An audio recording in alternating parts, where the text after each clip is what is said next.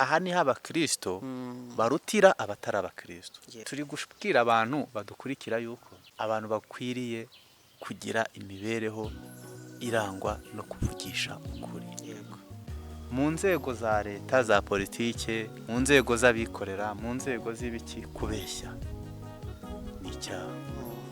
Iri kosa riragenda rikajya ku bantu bafarisifiya amaraporo. Umuyobozi wakaguhamagara ati nkeneye imibare, ukaba ubizi neza ko utayifite ukayihimba. Yego. Ndi kukubwira gutyo kubera ko ngiye muri kariyeri yanjye ndi umunyamibare. Yego. Sibyo? Hari n'imirimo abantu bareka gukora kubera iki? Kuko harimo Bisaba kubeshya. ibintu byose bisaba amanyanga. Ibyo bintu biciriweho iteka mu iri tegeko rya 9.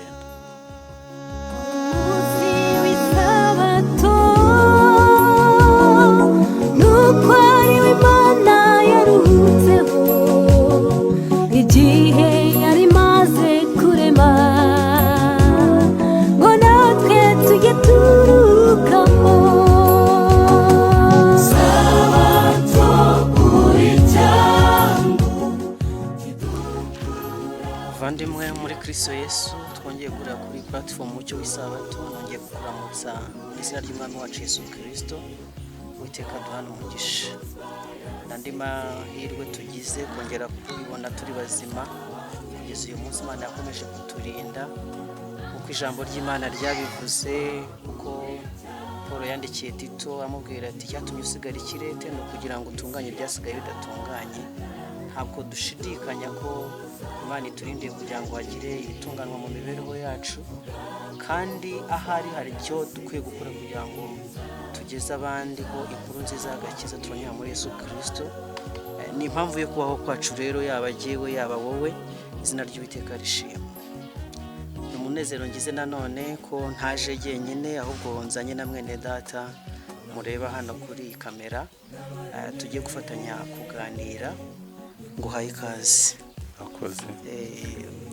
Hano ni ku Mucyo w'Isabato, tujya twishimira ku bana n'abana b'Imana baza kudufasha kugira ngo turusheho kunguka ibya Yesu. Ni amahirwe tugize rero kuba turi kumwe nawe uyu munsi. Turakwishimiye. Akoze namwe. Rero tutarajya mbere, ntabwo tukumenyereye kuri iyi kamera y'Umucyo w'Isabato.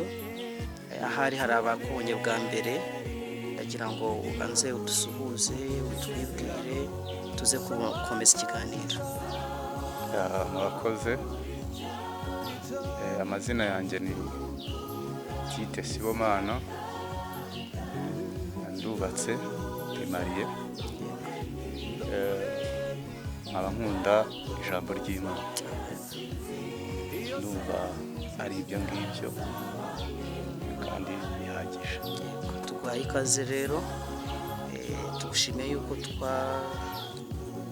usabye ko waganiriza abantu b'Imana ku bunararibonye bw'ijambo ry'Imana ufite, uko umaze kubitubwira ukatwemerera.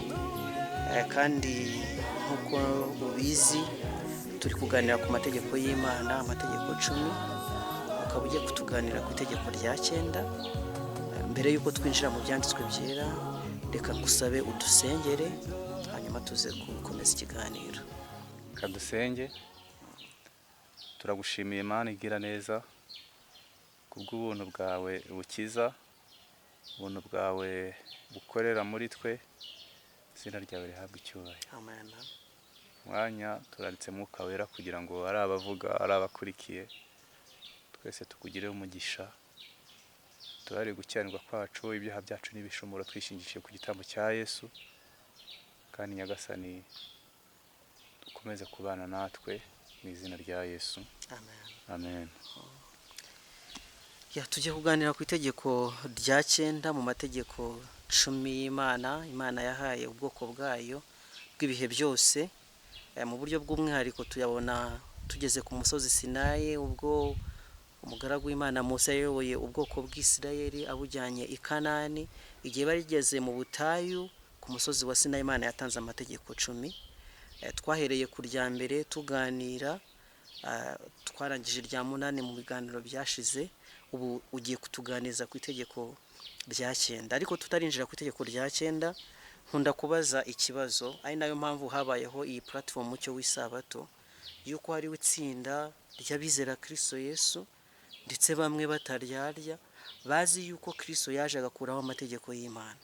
Ese wowe iyo amategeko y'Imana avuzwe ndetse tukabwirwa iby'agakiza tubonera muri Kristo Yesu, uhuza ute iby'ubuntu bukiza bubonerwa muri Kristo n'amategeko y'Imana? Mbese koko ubuntu bwa Kristo bwakuyeho amategeko, cyangwa hari umwanya amategeko afite muri ubwo buntu bwa Kristo? Sinzi icyo ubunararibonye wadusangiza mu magambo make mbere yuko twinjira kuri rya tegeko.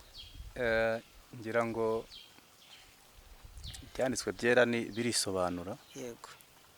kandi uretse amarangamutima y'abantu no kugera hafi cyane, umuntu atabasha ashaka kugera kure ngo ashyikire icyo Imana imwifuzaho, Bibiliya ubwayo ihamya neza ko Yesu atigeze aza gukuraho amategeko. Amen. Matayo igice cya 5:17.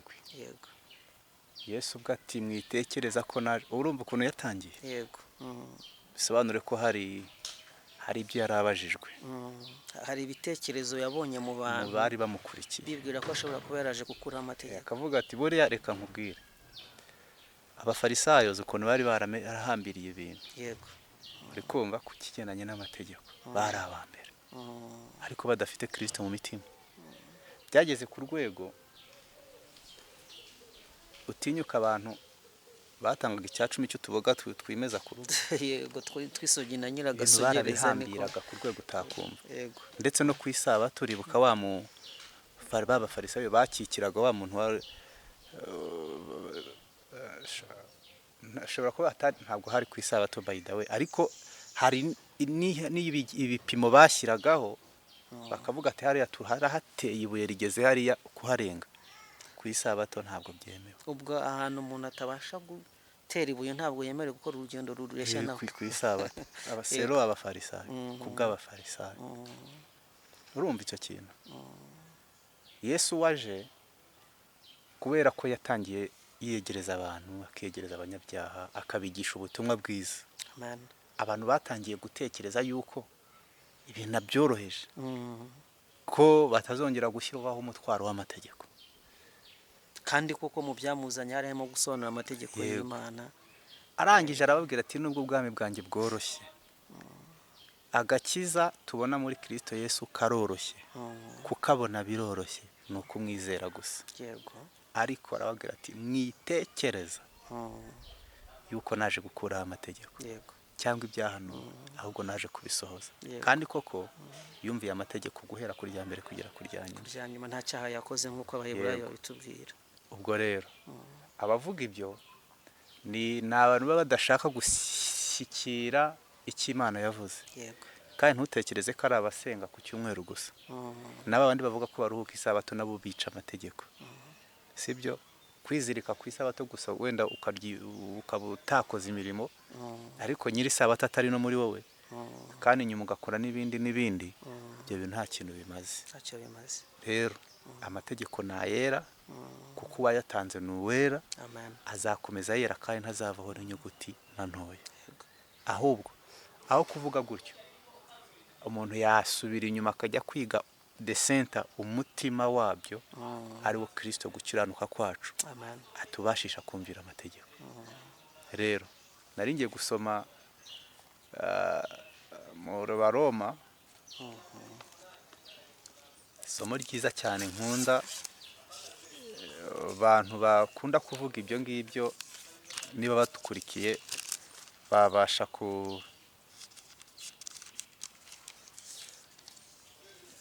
Baroma igice cya 6. Yego.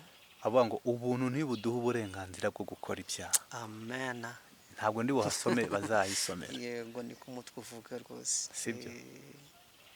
Ndumva bisobanutse. Yego, urakoze cyane cyane ku ngingo ugaruye yuko amategeko y'Imana atari Isabato gusa, ubwo n'ubutumwa bureba abakomeza Isabato, nyamara bamwe muri bo bakirengagiza yuko amategeko y'Imana ari amategeko 10. Nicyo gituma twafashe umwanya ngo dutekereze neza, twitonze kuri iyi platform umucyo w'isabato ngo twumve icyo Imana idusaba mu mategeko yayo, harimo n'itegeko rya kane, itegeko ryo kubahiriza isabato, ariko hakaba hari andi mategeko 9 asigaye ashobora kwirengagizwa n'abatwaye umucyo w'isabato.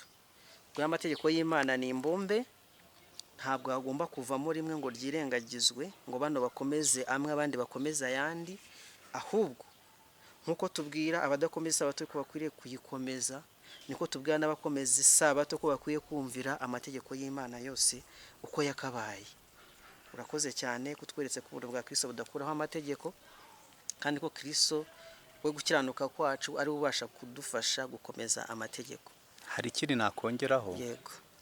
kindi nshaka kugusomera mu nama ku mirire n'ibyo kurya. Mu gitabo inama ku mirire n'ibyo kurya kuri icyo wari uvuze cy'amategeko, Yego. hari ikindi bavuze nacyo abantu bakwiriye kuzirikana. Yego. Ntabwo twagihisha kuko kwanga kuvuga ukuri ukuzi nabyo biri mu bigize kwica itegeko rya 9, turaza kubisoma. Yego. Baravuze ngo ntihakagira umuntu n'umwe uvuga ko ari umwana w'Imana ngo akerense kandi ye kwita ku buzima bwiza bw'umubiri we. Yego. Maze ngo ahangara avuga ko kutirinda atari icyaha. Kutirinda biri mu itegeko rya kangahe mu mategeko 10. Twabibonye mu itegeko rya 6 rivuga ngo ntukice.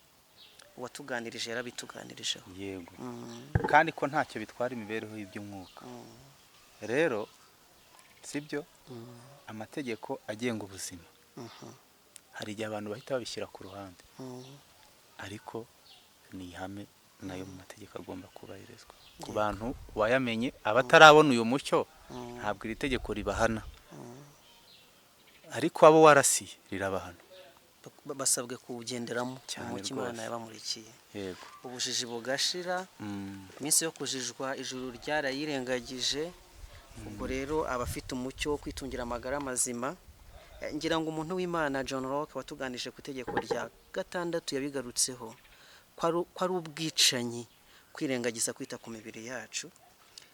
Kandi ubwo wongeye kurasa ku ntego abantu b'Imana bakomeje kugaruka ku byerekeye amategeko y'Imana, yuko amategeko y'Imana nubwo ari 10 ariko irari itegeko nshinga rigira utundi tugingo twinshi, nk'uko itegeko nshinga rya Repubulika y'u Rwanda rifite andi mategeko agenga umurimo, agenga amatora, agenga bya bindi byose, ariko byose byirefera kuri rya tegeko nshinga, niko n'amategeko y'Imana agenda kaguka, kandi dushima Imana yuko yakomeje kutwungura ubwenge kuri yo. Yego. Reka noneho twinjire mu itegeko rya 9. Itegeko rya 9 Yego. ritubuzanya kuvuga ibinyoma. Yego. Se turarisanga he? Tuanze turangira abantu aho turisanga. Igitabo cyo kuva. Yego. Cyangwa se y'umukamisiri. Hari n'abakoresha ijambo ryitwa kuvayo, ubanza ari abarundi. Ni Kirundi. Muri birazi Kirundi bavuga kuvayo. Yego. Mu Kinyarwanda ni kuva cyangwa se y'umukamisiri. Yego. Mu Cyongereza bavuga Exodus. Mu Gifaransa bakavuga Exode. Izindi ndimi ntabwo mbizi.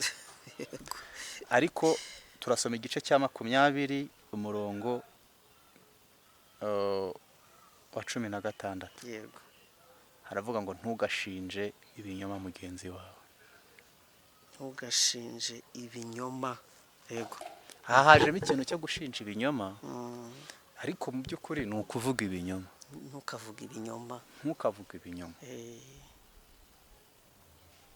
Kandi ibi ngibi ntabwo babyanditse hano gusa. Muri Bibiliya harimo amasomo menshi abuzanya kuvuga ibinyoma. Ushobora kwibaza ngo umuntu avuga ibinyoma gute? Ibinyoma bibujijwe ni ibihe? Mbese umuntu yabigenza gute muri ubu buzima? Umuntu yabasha kuba avuga ukuri mu mibereho ye yose? Wari uzi ko no kumbwira ngo nzaza kugusura si ikintu cyoroshye? Kiroroshye. Karangira utabikoze wabeshye? Yego, ni ikinyoma kuko ntabwo ni icyaha cyo kwihana. Yego, ni icyaha. Aho kugira ngo utange promesse utazasohoza.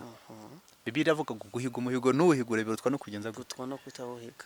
Aho ngaho uguye mu ikosa ryo kubeshya bisaba kwihana icyo cyaha cyo kubeshya. Ubwo guhiga hari abantu bajya mu nsengero bagahiga amafaranga.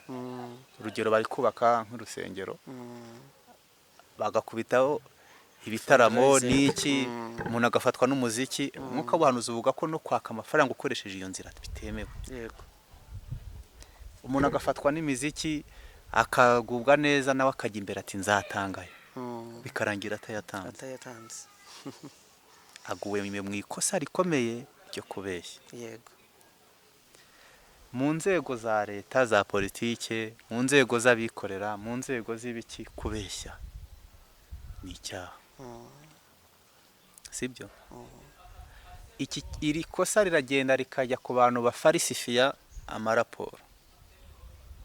gutekinika niko babyita mu Rwanda. Umuyobozi wakaguhamagara ati nkeneye imibare, ukaba ubizi neza ko utayifite ukayihimba. yego Ndi kukubwira gutyo kubera ko ngiye muri kariyeri yanjye ndi umunyamibare, yego sibyo? Hari n'imirimo abantu bareka gukora kubera iki? Kuko harimo bisaba kubeshya. ibintu byose bisaba amanyanga.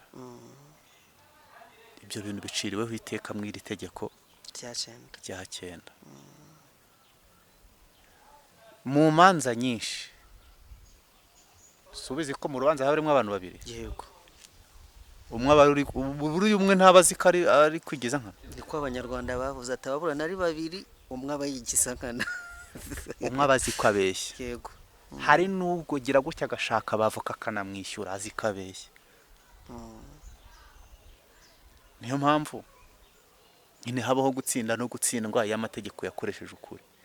ariko hari n'igihe wa wundi ubeshya ari utsinda abasha kwisobanura kurusha wa wundi Yego. ufite ukuri. ariko ukuri iyo kumurasiye asanga ababizi neza ko abeshya cyane rwose. nta nubwo urwo rubanza yakomeza kurubamo, yamanika amaboko agasaba Ubuzima bwose bw'amanyanga, ubuzima bwose budaciye mu kuri. Urugero rundi rutoya, ejo bundi muri covid ntabwo igihugu cyose habayeho vaccinations, gukingira inkingo zirenze rumwe ndetse ndumva zarageze muri 3. ni abantu bangahe bagiye kwishyurisha muri systeme batikingije? Ntibahari se? Barabeshye, mfite amakuru. barabeshye dukurikije itegeko, ntabwo ari ukuri itegeko. Rero umuntu ashobora gukora ikintu azi ko ari kwirengera, ariko hari n'ibindi ari kwangiza, sibyo? Iri tegeko rero riraza rikatubuza ikinyoma icyo ari cyo cyose. Kugira ngo dukomeze kubyumva neza, reka dusome mu Kuva igice cya 23 ku murongo wa mbere. yego Kuva igice cya 23 umurongo wa mbere haratubwira hati, niwumva inkuru y'impuha ntukagenze gute? ntukayamamaze. Yego. Ushobora gutambuka, hari muri iyi minsi hari rumazi z'intambara, impuha kabisa ziranihuta nk'umuyaga. Yego. Hari ibihuha by'intambara, hari ibihuha by'iki. Niwumva inkuru y'impuha ntukagenze gute? ntukayamamaze. Aha ni abakristo barutira abatari abakristo. yego Umukristo nyakuri ntushobora kumusanga mu dukundi tukuvuga impuha ziri aho ngaho. Aba yibereye mu bye, muri gahunda ze, kubera ko urugero niba ari umutekano w'igihugu hari abawushinzwe. Barara bahagaze, barara umunsi ku munsi. Hari abantu bakora izo nshingano, ariko kazi kabo. Yego. Uri guta umwanya mu mpuha w'iki? Sibyo? Si icyo gusa, umuntu ashobora kuza akagukubita igihuha, wari uzi n'ibindi. Ndi kwa kanaka bari kukuvuga, bari kugira gute akakubeshya. Nawe aho gushishoza ugahita ushingira kuri ibyo bihuha, ugahita ujya gucana umuriro. Umuntu ashobora kuza akagukubita igihuha, Terike mbonye wa mukobwa mukundana, mubonanye n'undi muntu nyamara mubonye yinjiye ahantu. Aho kugenzura ugahita ujyana ibyo bihuha ukajya gucana undi muriro, bitari byiza. Wenda ntanze ingero zorohereye, ariko Bibiliya yo ishingaho umusumari ngo niwumva inkuru y'impuha ntukayamamaze. Ntugakoranire mu ntoki n'umunyabyaha gusezerana guhamya ibinyoma. Yego. Wari uzi ko umuntu ashobora kuza akaguha amafaranga akubwira ati tugende urugero wenda bariya bitwa abanyamategeko buriya ntabwo nca urubanza sinkwiriye no kuruca, ariko hari n'igihe urabona abanyamategeko nabo ukabona hari byinshi nabo bakwiriye kwihana. uravuga abavoka niba umuntu aje akakubwira kezi yiwe, urugero hari ubutaka nshaka kuriganya umuntu, akaguha amakuru yose, wowe nk'umunyamategeko uhita wumva ko umuntu ari mu mafuti, arabeshya agiye gukora ariko ukajya kumushyigikira mu rukiko, ukamushakira n'amabwiriza azamufasha rwose, ukamushakira n'ibizamurengera. bari kumva aho rero niho abantu b'Imana bakwiye kwitonda cyane. Urakoze kuvuza uti reka twe guca imanza, nijoro niryo ribasha guca imanza gusa, ariko abantu bakwiye kwitondana n'imirimo bakora, bakareba se uyu mwuga, uyu murimo ndi gukora ndakuza ubwami bw'Imana cyangwa yego ni ubwami bwa Satani. Ariko utarava kuri iri somo wihangane, urasomye ngo niwumva inkuru y'impuha ntukayamamaze, ntugakoranire mu ntoki n'umunyabyaha gusezerana guhamya ibinyoma. Umurongo wa 2 nawo ndashaka gusoma. Ntugakurikize benshi gukora ibyaha, kandi nutangwaho umugabo ntukagiye benshi bagiye ngo utume baca urubanza nabi. Waruvuze iby'abanyamategeko, reka ijuru riravuga no kubatanga buhamya. Hari igihe abantu bayita psychologie de masse, abantu benshi bakaba bemera ibintu gutyo gusa. Tugahura n'abantu hariya tukabona umuntu bari kumukubita bavuga bati yibye, natwe tukagenda tugakubita tutabanje gusesengura tumenye ngo si ibintu byatangiye biti, kuko nitujya mu kuntu ibintu byatangiye dushobora gusanga wa muntu ari ubutekamutwe. Njya mbona hari abantu bajya bakora utuvideo tubasha gukangura intekerezo z'abantu, ukabona umukobwa n'urugero, umukobwa yagambiriye kukwibasira wowe mugabo ufite imodoka, araguteze wamuhaye lift. Ni umuco nyarwanda, ni n'umuco w'abantu gutanga lift, ariko ageze hirya aratatsa tumfashe ku ngufu. Ubwo isi yose irihurura, bagutwaye mu mashati bafashe gutya, nyamara nta muntu witeguye gusesengura ngo atege amatwi wa wundi. Rero abantu b'Imana barabwiwe ngo ntugakurikize benshi ngo ujye aho bagiye kugira ngo gatuma baca urubanza nabi, ahubwo sesengura geranjura. Abakobwa bo nabacakura cyane, ushobora kuguhimbira nk'icyo kintu azi ko avuye kubikora ahandi. Yego. Teste zo kwa muganga zikagaragaza ko yabikoze, zikaza ari positif. Ibyo byo nabacakura cyane, ntaho wabicikira. Niyo mpamvu abantu ntibajye banirinda no kuba hari ifite bari bonyine. Oya, ntabwo nkubeshya rwose. Nk'umukobwa lift ari wenyine uba wishyize muri riske zitari ngombwa. Ntibantera amabuye kuko bose ntabwo babikora, ariko niba haragaragaye utwo tuntu tutari twiza, baba bari gutuma n'abafite amamodoka nabo bagira umutima wo kudatwara abakobwa. Sibyo? Rero iyo dusomye muri Matayo igice cya 19, yego, umurongo wa 18, Yesu ari kuganira n'uriya musore w'umukire. Yego. Ubwo yaramubajije ngo nkore nte kugira ngo ndagwe ubugingo buhora. Mu byo Yesu yamubwiye, yaramubwiye ngo mu byo yamubwiye byose bigize ari amategeko, yashyizemo n'irivuga ngo ntukabeshyere abandi. Yego. Ariko abafarisayo kuko bari beza ku mategeko, ndaramubwira ati yose narayitondeye. Ntukabeshyere abandi. Uyu muntu ubwo wavuze ngo yose narayitondeye, yahamije ko kumvira amategeko bigenza gute bishoboka, kuko Yesu nawe yaramurebye ngo aramukunda. Yego.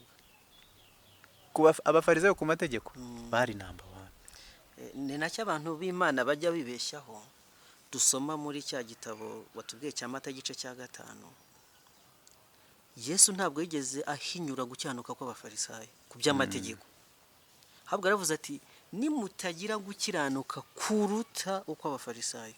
Bivuze ngo uko abafarisayo ijuru ryaragusuzumye gusanga ni guto. Nk'uyu musore nyine hari ikintu yarabuze cy'urukundo, abuze urukundo muri we. Ye akomeza amategeko mu mbaraga ze ndetse yarabishoboye, ariko urukundo rwa Kristo ntiruratura muri we. ubwo akeneye gukiranuka kuruta noneho akeneye kongeraho ikindi kintu kidasanzwe sibyo ahari yego none kandi umaze kuvuga ko ubwo bishoboka na Yesu kandi agaragaza ko ari ngombwa kuko nicyo kibazo yamubajije maze se uza amategeko ngo ntukice ntugasambane ntukibe ntukabeshyera abandi yego bivuze ngo Yesu Kristo ari kurarikira abantu kumvira amategeko y'Imana n'ubundi ari ikintu abantu badashobora kuzirikana cyangwa bashyikire ni uburyo ki kubaho utabeshya bishoboka yego sibyo kubera iki akenshi icyaha cyo kubeshya ni icyaha gikorerwa mu mutima akenshi ni icyaha ubuziranyeho n'Imana yawe n'Imana yo mu ijuru bivuze ngo nkoresha ijambo ritari ryo ngo Imana yawe nk'aho buri wese agiriye yego ariko ubuzi ko nyine wa muntu wamuhangitse utamubwiye ukuri ni Imana ibibizi nawe wa muntu we rimwe na rimwe nta makuru aba afite yego hari n'igihe n'uwo muntu ashobora kubaho muri ubwo buzima agakomeza kuba ntanihane ariko ndakubwiza ukuri wenda Imana nimfasha turaza kuza kubibona birashoboka ko umuntu yaba atabeshya yego sibyo avugisha ukuri akaba ukuri akagira ukuri mu mutima we yego akaba umunyakuri yego hari umuvandimwe we ukunda gukoresha amagambo akavuga ati ngewe nitwa Mucyo nkorera mu mucyo niyo gahunda yanjye yego nguko uko Imana ishaka muri twe muri yo ngo kuko hataba umwijima na muke yego irashaka ko natwe mu mibereho yacu hataba umwijima na muke hataba za maguyi maguyi urazumva oya ntabwo nzumva ni ibintu nyine biri aho kaho byo guteka byo guca ku mpande ugashaka gutekinika bimwe bavugaga yego sibyo abakozi bo mu ngo umuntu akaguha 10,000 ngo ujye guhaha ugahahisha 2 ukamuzanira ukamubeshya ku biro hari n'umvise ngo babeshye biro hari n'abagore nabo mu ngo ukuntu bashobora kuba bateye gutyo ariko sinzi icyo baba bagamije ko n'ubundi ari ibyabo uku kutabeshya no gukoresha ukuri mu mibereho yacu biragenda bikagera no mu bacuruzi nigeze njya kugura inkweto umuntu arambwira ngo iyi nkweto yanciriye 20,000 ndaseka muha 5 yego ngo nayiranguye 6 nawe ugira isoni z'ukuntu waramushyize munsi y'ikiranguzo yego ariko icyansekeje naramubwiye ati nanjye sinayarenza naragiye ngiye arampamagara ati ngaho yame nkibaza ukuntu ari gukorera mu giho hari ukuntu abantu duturiye imipaka twayaga tugura ibintu bivuye hakurya bya make gutyo muri ubwo buryo mwumvuga icyo kinyoma cy'abacuruzi barabigira ati byatumye bose mbakategoriza mu ariko muri rusange ni n'icyaha cy'abacuruzi kubeshya yego nta n'umugabane akubwira ati ntayangaya nta bindi ariko usanga bongeyeho utugambo dutuma nyine ubona yuko nawe ukabije nawe wirengagije uko ikintu kigura yego ntabwo ari strategy y'abana b'Imana hari n'ibyo numvise bakora ngo byo kwibira ku minzani akabeshya umukiriya ko amubeshya hayi byuzuye uretse ko aho abakoze ibyaha bibiri kwiba no kubeshya turi gushikira abantu badukurikira yuko abantu bakwiriye kugira imibereho irangwa no kuvugisha ukuri yego sibyo abantu bakavugisha ukuri mu mibereho yabo umugore akabana neza n'umugabo we mukuri umugabo nawe akabwiza umugore ukuri mu bintu byose bakabwira abana babo ukuri mu bintu byose tuvuze mu kuvugisha ukuri mu mibereho isanzwe mbese no mu byamwuka dukwiriye kuba abanyakuri cyane ariko tutarajya mu byamwuka ntabwo ahari turi bwibagirwe tugaruke muri no mibereho isanzwe hari abantu ubwabyo wajya utanga ingero zikora no ku buzima bw'abantu nibo umuntu abeshye mu rukiko ibyo ni ibintu biza gukwafekita ubuzima bw'umuntu ndetse bukaba bwamushyira mu kaga niba umuntu aguhenza akagutwara amafaranga yawe, ni ubwambuzi ubwo ngubwo nabyo bikugizeho ingaruka. Ariko se ba bantu bagira utunyoma ubona ari nk'imibereho yabo, wamubaza kuri telefone uti ese ugeze hehe, mufitanye gahunda, akakubwira yuko ageze i Remera kandi ahari akiri ku Ruyenzi, niba ari kuza Kabuga. Ubitekereza ute ibyo binyoma bya hato na hato, utuntu tudashinga, udafite impamvu? Hari n'abantu bakunda gutera ibipara, bakunda gushyushya inkuru rwose, abantu bagaseka bagakwenkwenura, ariko izo nkuru zirimo ibikabyo byinshi, zirimo ibinyoma. Mbese aba bantu bo ibyo binyoma byabo bitafekita ubuzima bw'abantu, hari ndetse byabanejeje bakishima, nacyo ni icyaha. Ikintu cyose cy'ikinyoma kibeshya ni icyaha. Kuza ugahimba inkuru Yego, ubeshya ngo kugira ngo abantu baseke, ube icyamamare. icya kabiri, umwuka w'ubuhanuzi uciraho iteka inkuru z'impimbano. Yego, wenda abantu bakunda kumva inkuru z'impimbano, umuntu akagenda akicara hari akavuga ati ngo habayeho ngo kanaka, ngo inkuru y'urukundo wa kanaka na kana bitarabayeho. Ni icyaha, ikinyoma, ni ikinyoma. Biraha bireze se no mu bakristo. cyane cyane cyane. Umuntu akajya hari ati inkuru y'urukundo ngo ya kanaka na kanaka, ngo babayeho uku, ngo bagize uku, ngo bagize uku, ngo bagize uku, ngo bagize uku, ngo birangira gutya. Ni icyaha, ni ukwica itegeko rya 9. Ikintu cyose wakora uhimbye ibintu bitabayeho ndetse ngo bitazigera binabaho, icyo kintu kigize icyaha. Ibyo kubeshya bya buri kanya kugira ngo umuntu wenda aramuke, kugira ngo bigende gute, kugira ngo umuntu yemeze abantu. Hari abahungu babeshya abakobwa bakabiyemeraho, hari n'abakobwa babeshya abahungu kuko baba bashakaho ko bazagira gute akamubeshya. Umukobwa nkubona ukuri umusore ukunda Imana, umukobwa ashobora kuvuga ati Eric ndamushaka, yiviriye mu nta n'idini yagiraga, ashobora kugutagatinga akavuga ati Eric asengera he? I Remera. Eric asengera i Remera? Ati yego. Akaza mu mabona, Yego, bakihanisha akihana, akabatizwa, akajya muri korali. Nyuma y'imyaka 2 ugatangira kumubona niba yasokozaga nabi, yambaraga nabi, akabihindura kandi afite target. Icyo gihe wowe noneho uzatangira kubona ko ibyo wari warabuze noneho wabibonye mu wundi muntu. Kabisa.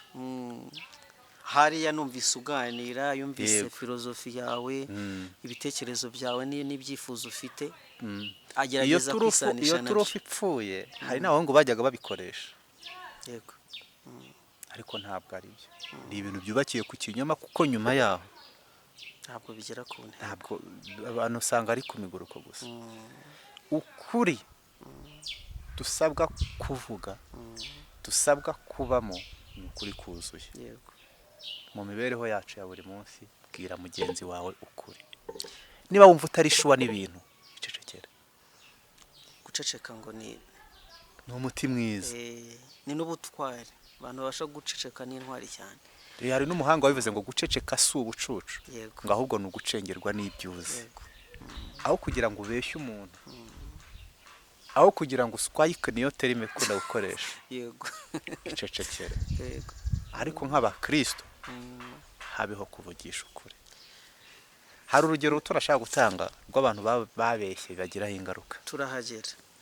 Tumaze kuvuga umuntu ukunda kubeshya, yisekera, atuma abantu bishima, agira ngo udata umutwe kubera ko aturutse kure, ntabwo arakugeraho, kugira ngo utarambirwa. Noneho reka nze nanone ku kinyoma wigeze kuvugaho, ariko cyo kwirengera, cyo kwivana mu kaga. Urugero ntanga ni rwa rundi watanze ejo bundi mu mwaka wa 2021 hadutse icyorezo cya covid, gisaba yuko abantu bikingiza. Bamwe ntibabyumva, babigiraho indi myumvire yuko badakwiriye kugenza gute kwikingiza.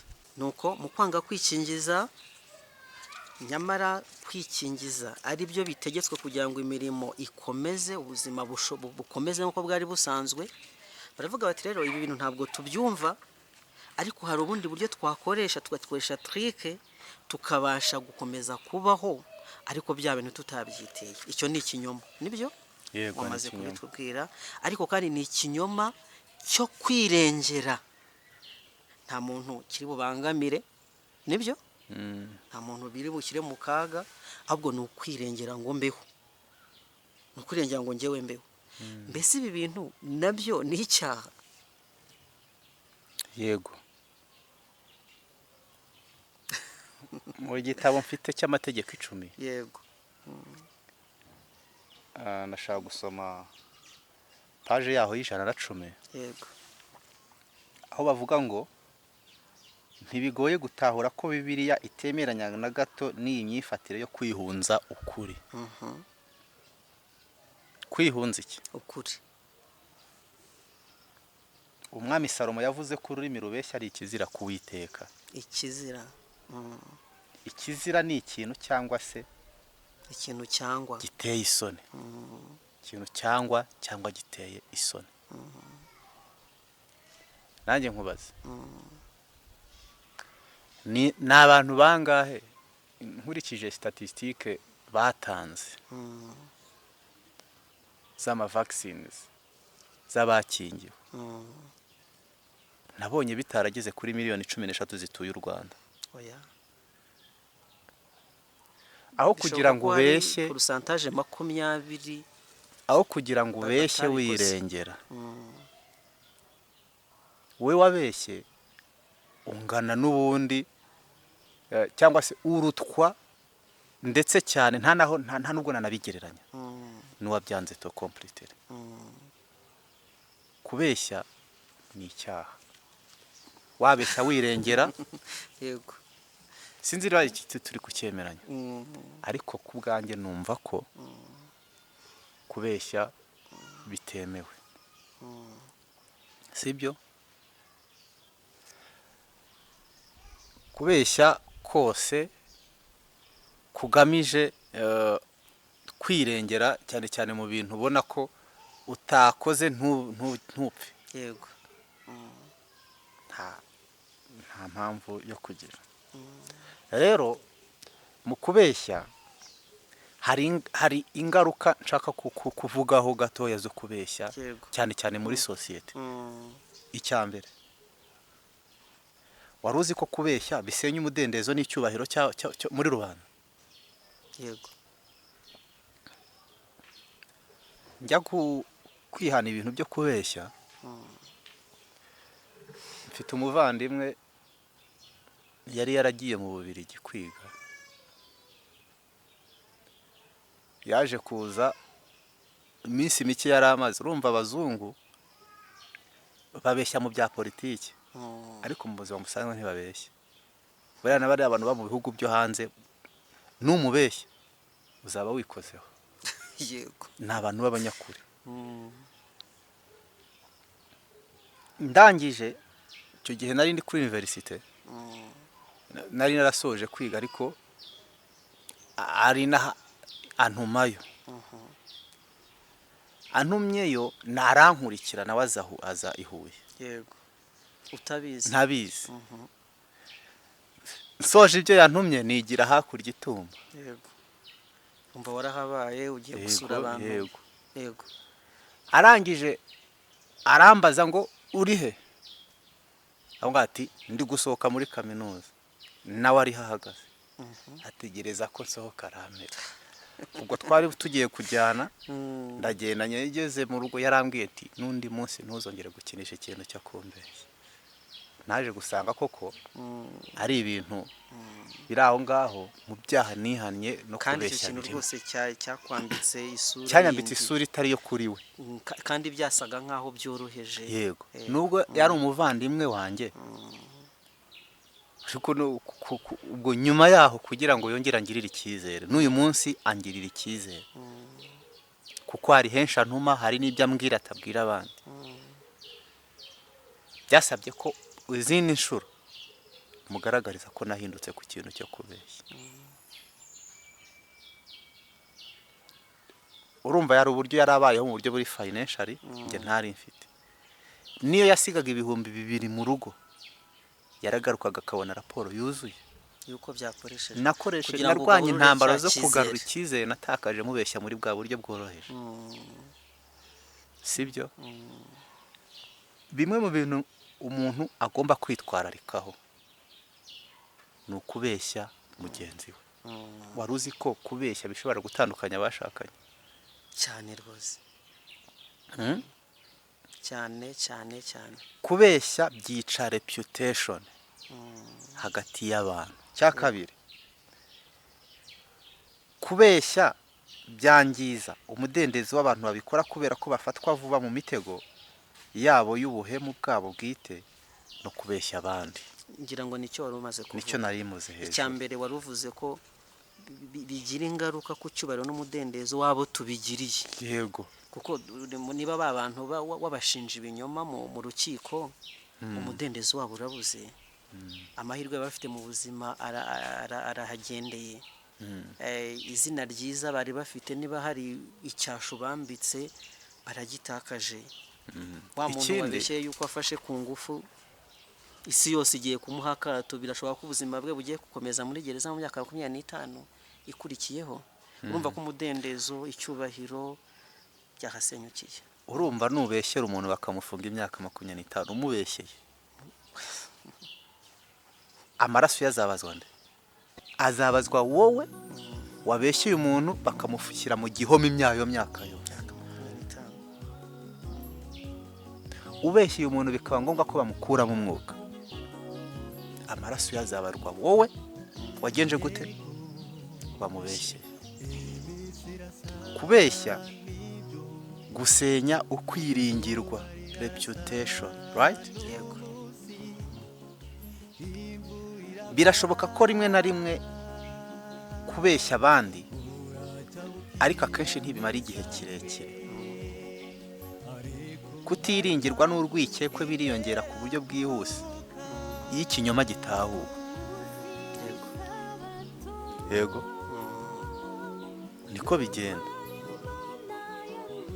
Mugenzi wawe aramutse agufashe kuba mubeshyi, ndakubwiza ukuri ubahatakarije kwiringirwa. Tuvugira abantu benshi batwiringira muri societe, mu murimo dukora wivuga butumwa.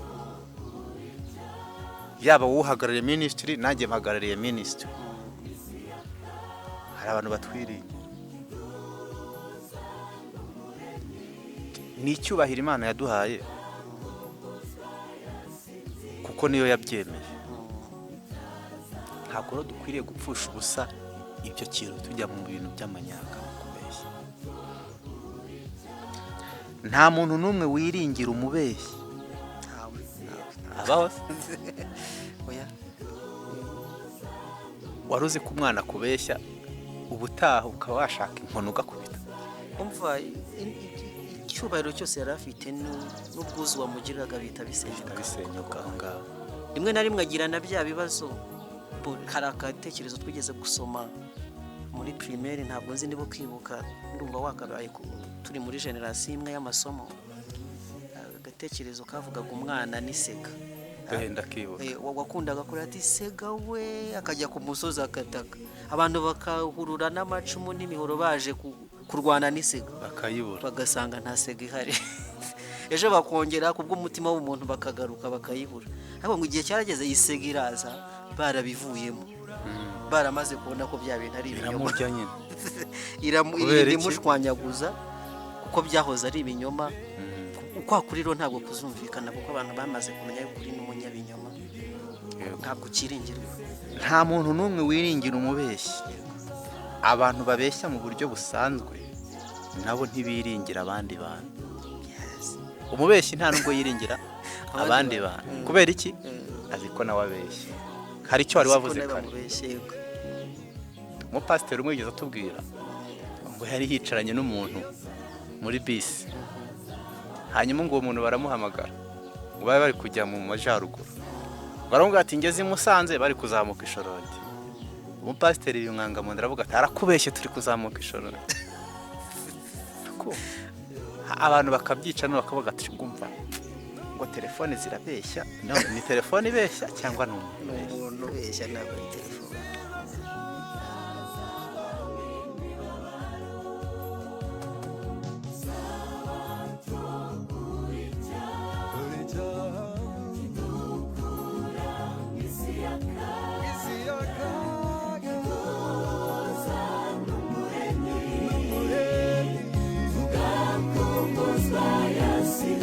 Sinzi